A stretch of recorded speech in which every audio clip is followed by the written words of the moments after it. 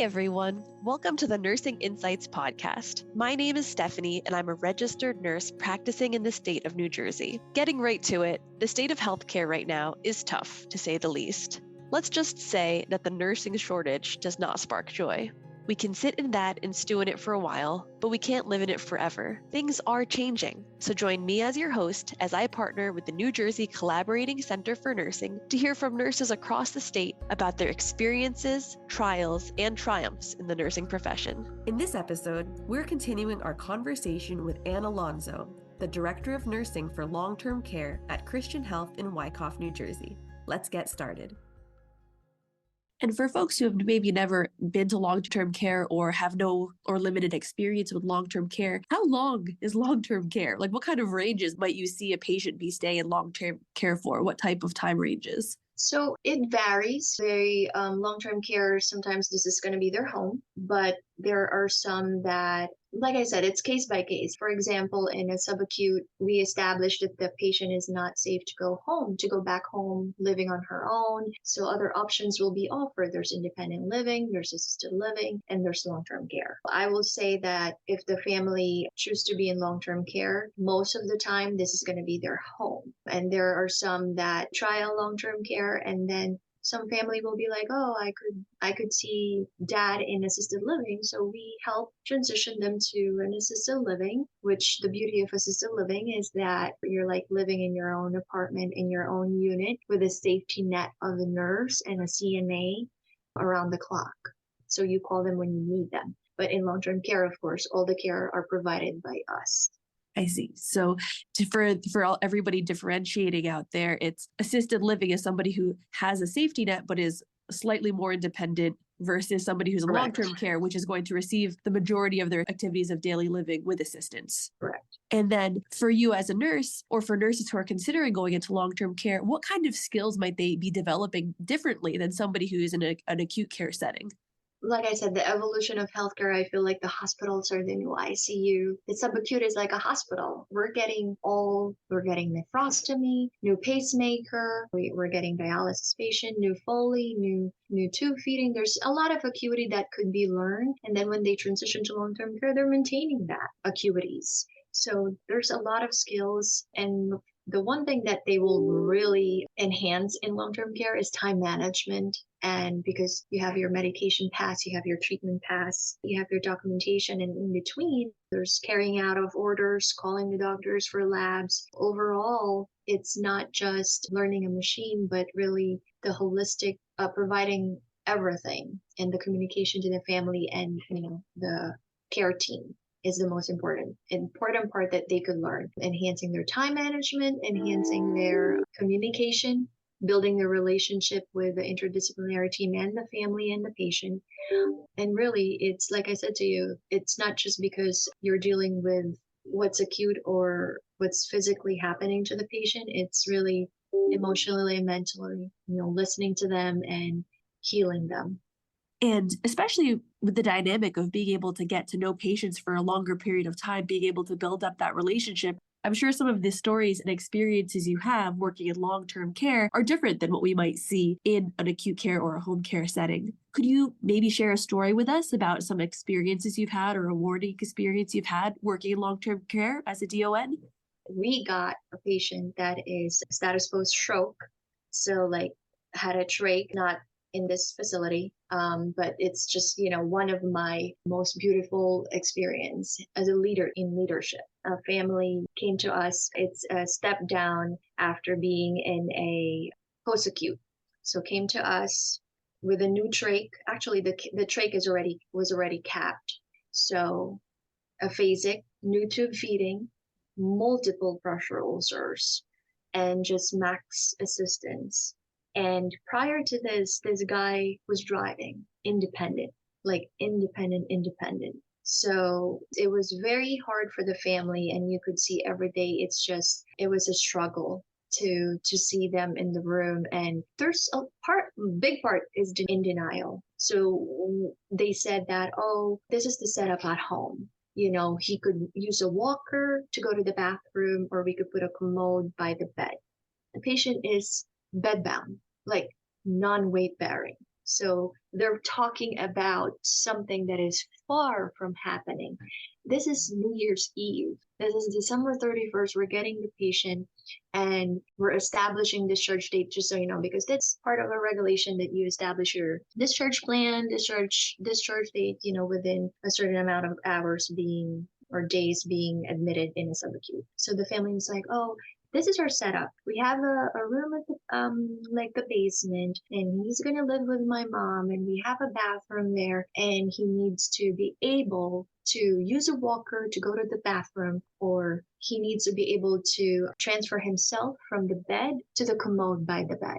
And you just like sit back and we're like, how are we going to do that? Right.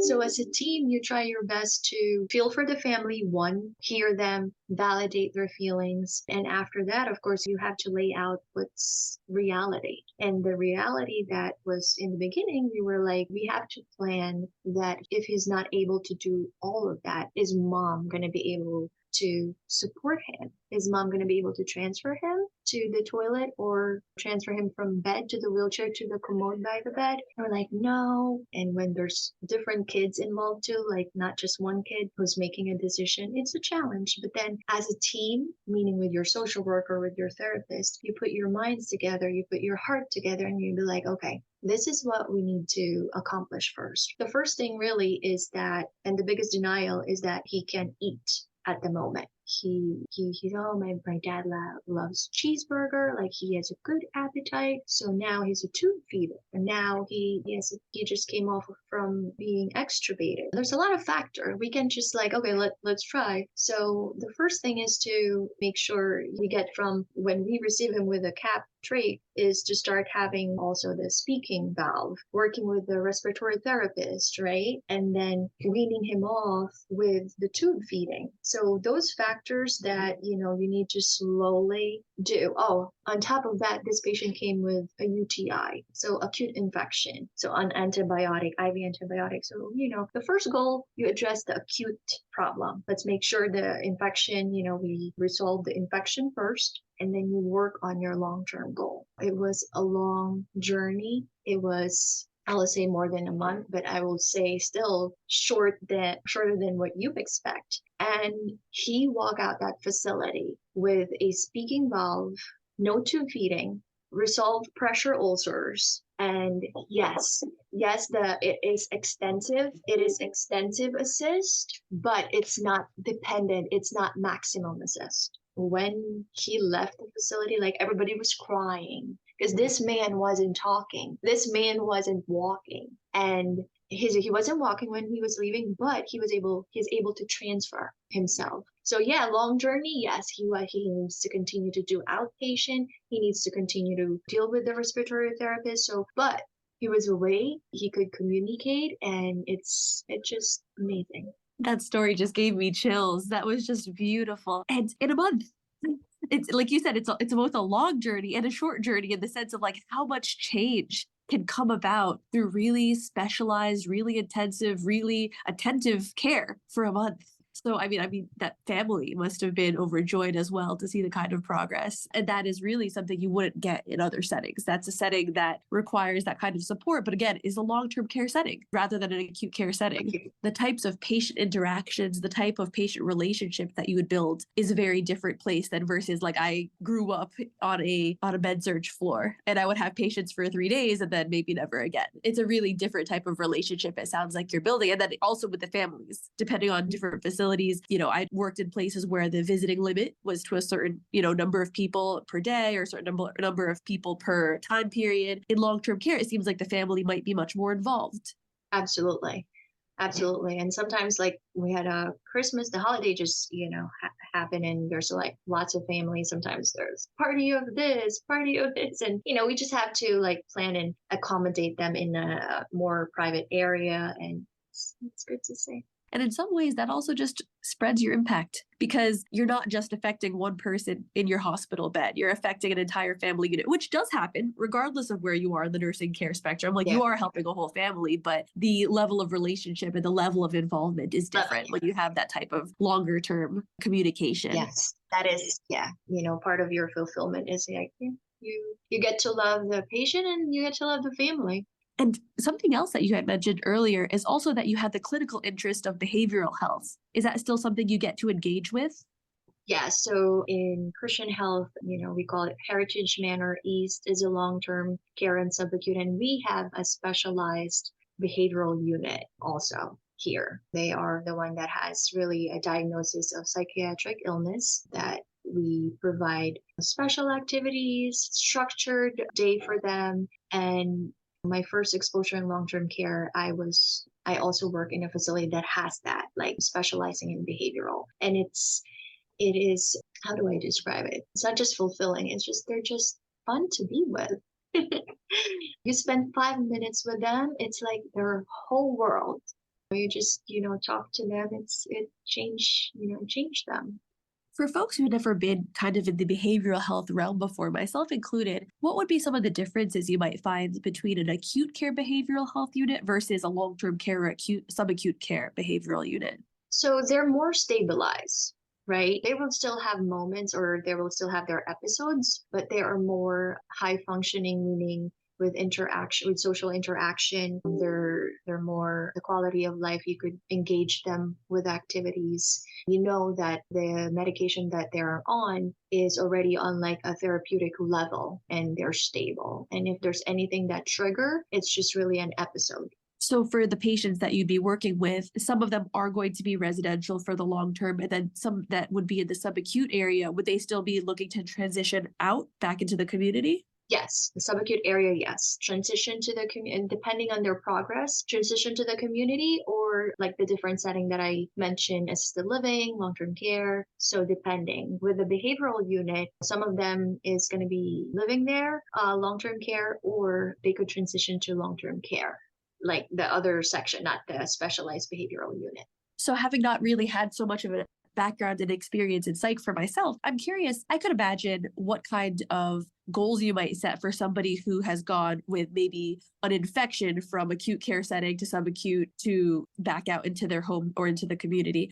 For somebody who has a behavioral health concern, what kind of goals might you see for somebody who's going to be in your subacute or your long-term care setting in terms of like nursing goals or nursing care plan? It's really managing their behavior in terms of what are their triggers. For you to use a psychotropic medication, you need to have, or so antipsychotic, you need to have target behaviors.